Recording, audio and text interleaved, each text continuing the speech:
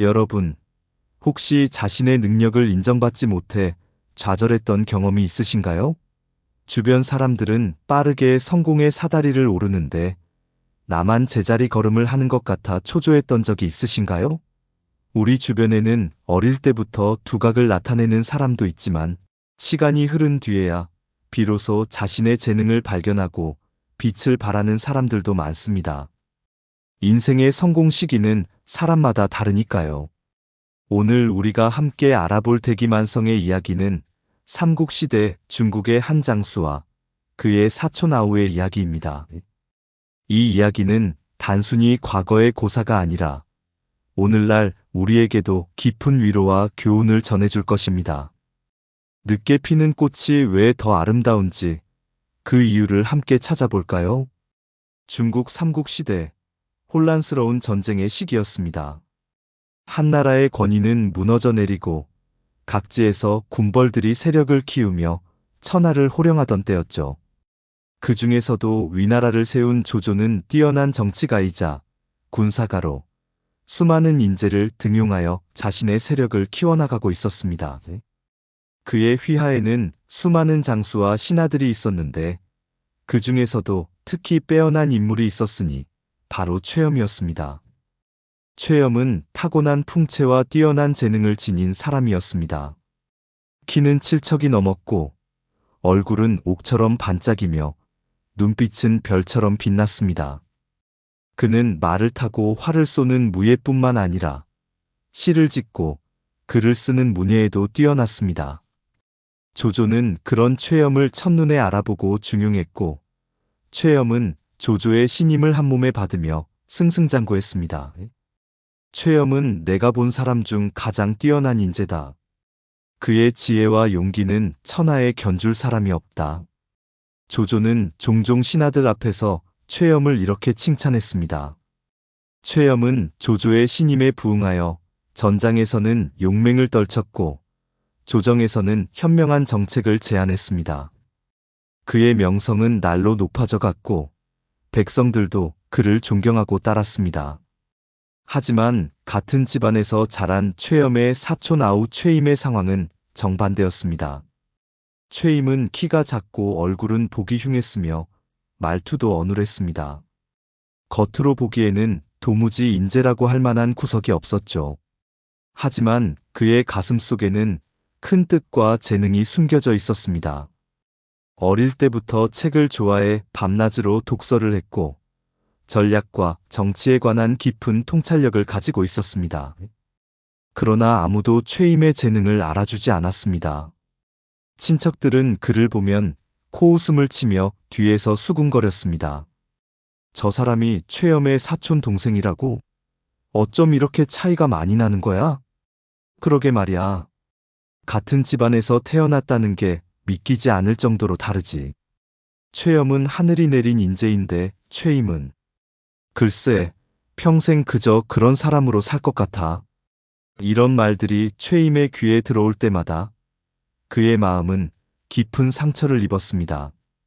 하지만 그는 겉으로 내색하지 않고 묵묵히 자신의 길을 걸었습니다. 매일 밤 작은 방에서 촛불 하나를 켜놓고 책을 읽으며 자신의 지식을 쌓아갔습니다. 때로는 밤을 새워가며 전략을 연구하고 정치에 관한 자신만의 생각을 글로 정리했습니다. 어느 날 최염은 친척들의 모임에서 최임이 구석에 홀로 앉아 있는 모습을 보았습니다. 다른 사람들은 최임을 무시하고 있었고 몇몇은 그를 향해 비웃음을 짓고 있었습니다. 최염은 그 모습을 보고 마음이 아팠습니다. 그는 자리에서 일어나 최임에게 다가갔습니다. 아우야, 잠시 나와 이야기 좀 할까? 최임은 놀란 표정으로 고개를 들었습니다. 모든 사람들의 존경을 받는 사촌 형이 자신에게 말을 걸다니 믿기지 않았습니다.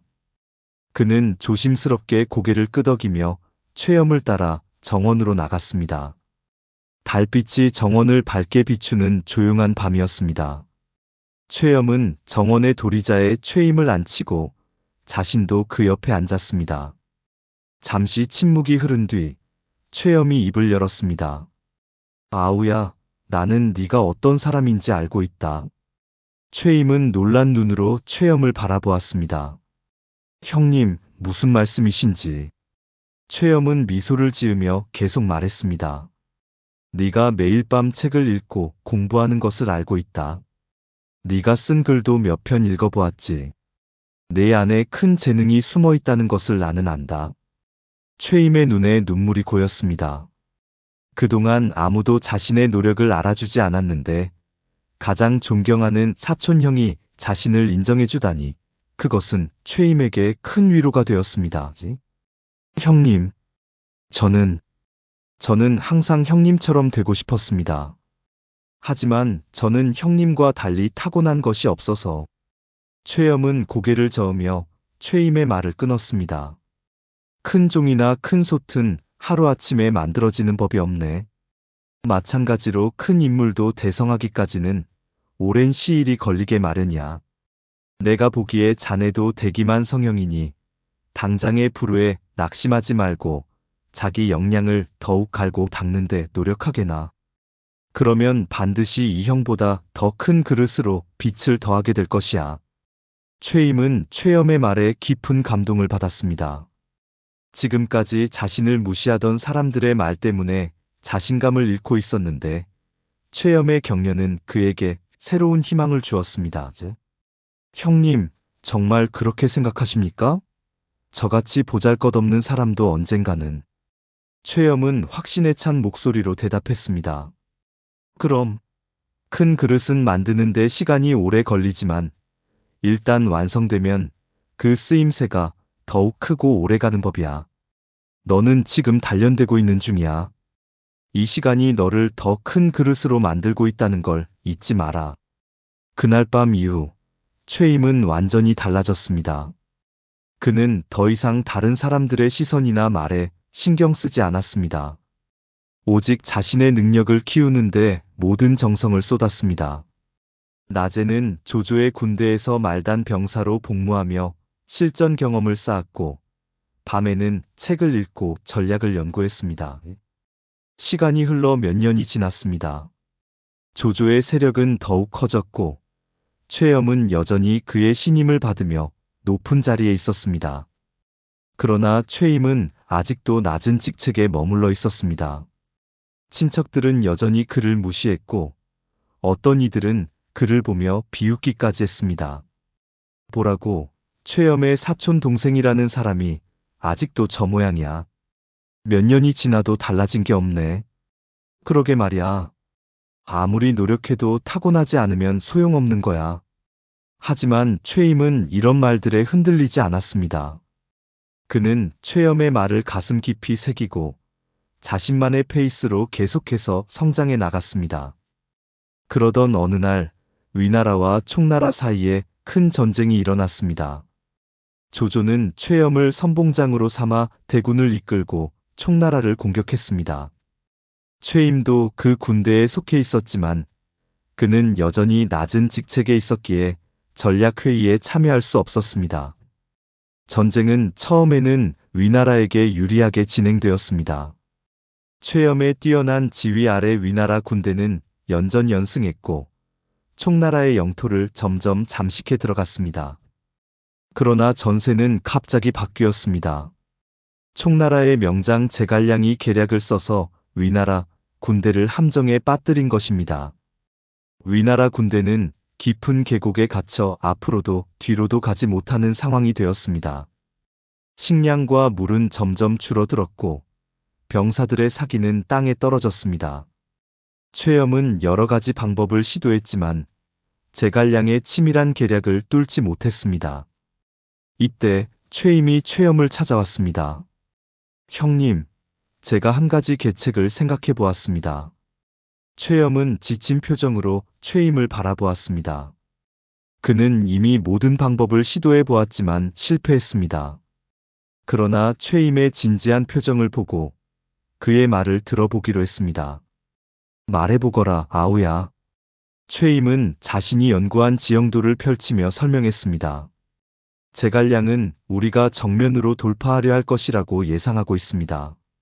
하지만 이 계곡에는 숨겨진 샛길이 있습니다. 제가 어젯밤 혼자 정찰을 나가 발견했습니다.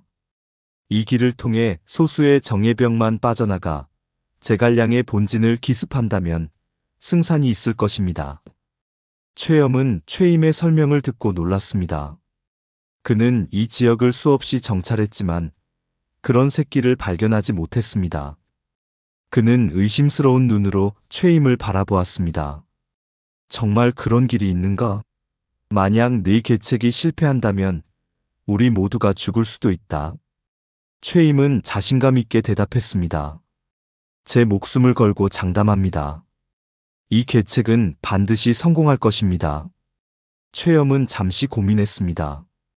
그는 최임을 믿고 싶었지만 이 중요한 순간에 모험을 하는 것이 두려웠습니다. 그러나 현재 상황에서는 다른 선택지가 없었습니다. 결국 그는 최임의 계책을 따르기로 결정했습니다. 좋다. 내 계책대로 해보자. 하지만 너도 함께 가야 한다. 최임은 기꺼이 동의했습니다.